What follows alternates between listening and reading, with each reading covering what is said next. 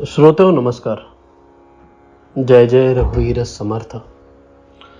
समर्थांनी रचलेले मनाचे श्लोक आपण बघत आहोत. आज आपण क्रमांक 115 हा श्लोक अभ्यासणार आहोत. समर्थ या श्लोकामध्ये आपल्याला सांगतायत, तुटे वाद संवाद तेथे करावा, विवेके अहम भाव हा पालटावा, जनी बोलण्यासारखे आचरावे, क्रिया पालटे भक्ती पंथेची जावे.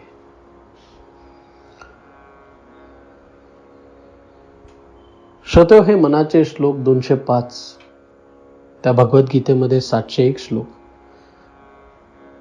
असे बरेच भगवत ग्रंथ, असे बरेच पुराण, आणि हे सगळं अभ्यासनाचं अर्थात कुठल्याही मनामध्ये अशी एक आस असते की कधीतरी हे वाचून आपण आपला उद्धार करून घेऊ, आणि एवढा उद्धार करून घेऊ की तद्रूप होऊन जाऊ. आणि हे करण्यासाठी समर्थांनी जर एक मुद्दा इथे मांडलेला आहे तर तो म्हणजे 4थ्या चरणामध्ये भक्ती पंथेची जावे. समर्थ 4थ्या चरणामध्ये आपल्याला सांगतायत की आपल्याला आपली क्रिया तर पालटायचीच आहे, पण एकदा क्रिया पालटल्यानंतर किंवा त्याच्या बरोबरीने जर आपल्याला कुठला मार्ग धरायचा आहे तर तो म्हणजे भक्तीचा मार्ग. या भक्तीच्या मार्गाशिवाय कुठलाही व्यक्ती पूर्णत्वाने स्वतःचा उद्धार करूच शकत नाही. हे मला देखील स्वतःच्या अनुभवातनं, स्वतःच्या घसरण्यानेच कळलेलं आहे. श्रोते, मी जेव्हा शाळेत होतो तेव्हा मला एक स्वतःची इंग्लिश वोकॅब्युलरी वाढवण्याची आस होती. I had a flair for the language. पण अजून लोकांना कळावं की आपल्याला इंग्लिश किती चांगलं येतं, यासाठी मी एकट्यात बरेच काही एफर्ट्स द्यायचो. त्यातून मला एक आठवतं की जर कुठला नवीन शब्द कानावर पडला इंग्लिशमध्ये तर मी लगेच तो लिहून टाकायचो. एक लिस्ट मेंटेन करायचो, मी त्या लिस्टमध्ये ॲड करायचो, मग त्याचा अर्थ काय, मग तो कसा वापरायचा याचा शोध लावायचो, आणि मग ती लिस्ट मी सारखी वाचत बसायचो. हळूहळू ती लिस्ट इंटरनलाइज होऊन जायची, त्याचा आत्मसात होऊन जायचा, आणि मग बरोबर योग्य वेळ योग्य सिच्युएशनमध्ये बरोबर तो नवीन शब्द बाहेर पडायचा. ही एक सिस्टम होती.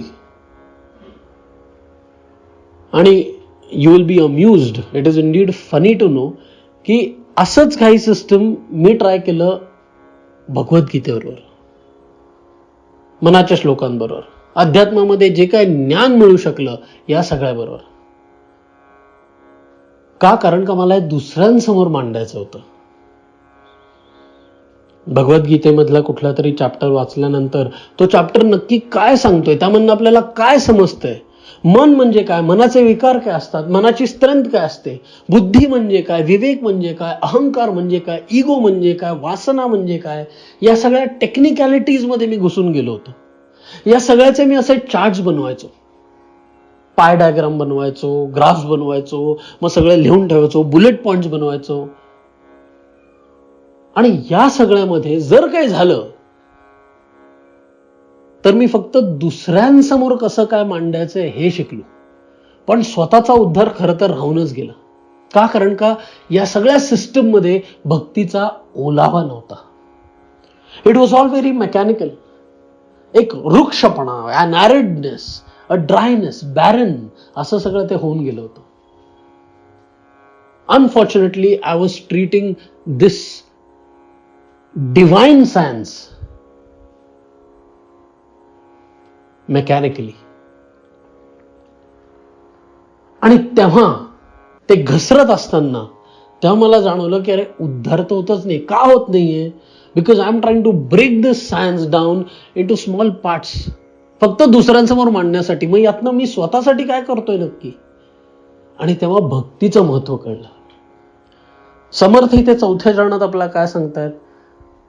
आपल्याला आपली क्रिया तर पालटायचीच आहे, पण त्याचबरोबर भक्तीच्या मार्गाने आपल्याला जायचं आहे.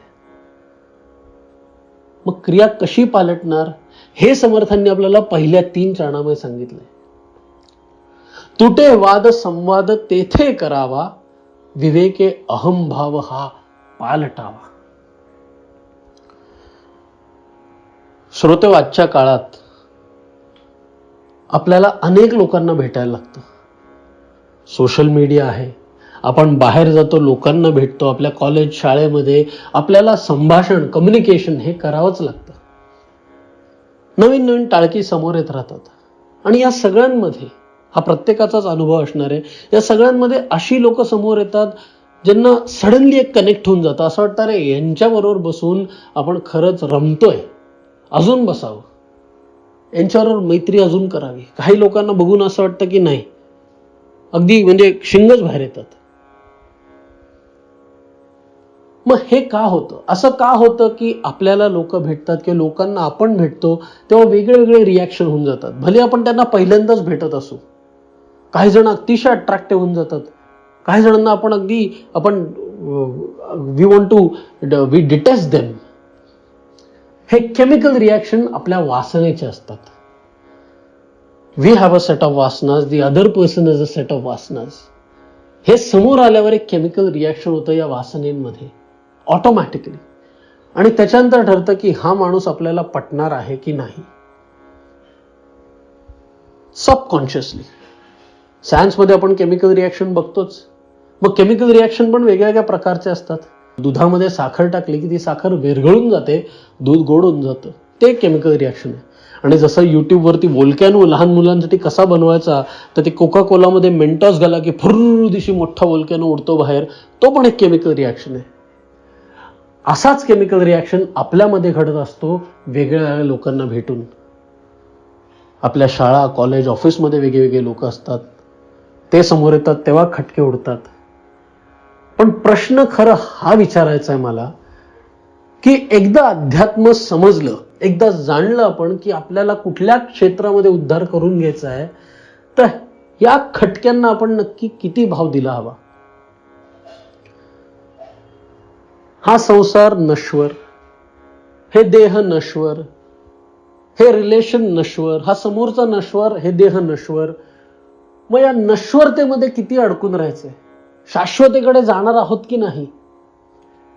आणि हे जर आपल्याला आकळलं तर मग यातनं बाहेर पडण्यासाठी, या नश्वरतेत न अडकण्यासाठी, या संसारातून एक पाऊल बाहेर टाकण्यासाठी विवेके अहंभाव हा पालटावा.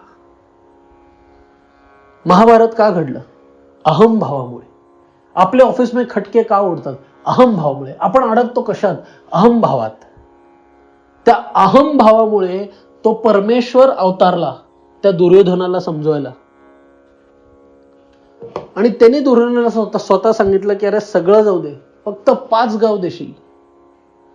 मैत्री की राय बताने को, सबको सुमार्ग पे लाने को, दुर्योधन को समझाने को, भीषण विध्वंस बचाने को भगवान हस्तिनापुर आए, पांडव का संदेश आलाय.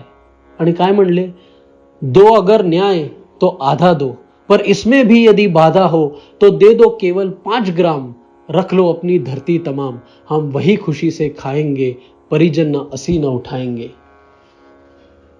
पण काय झालं दुर्योधनला?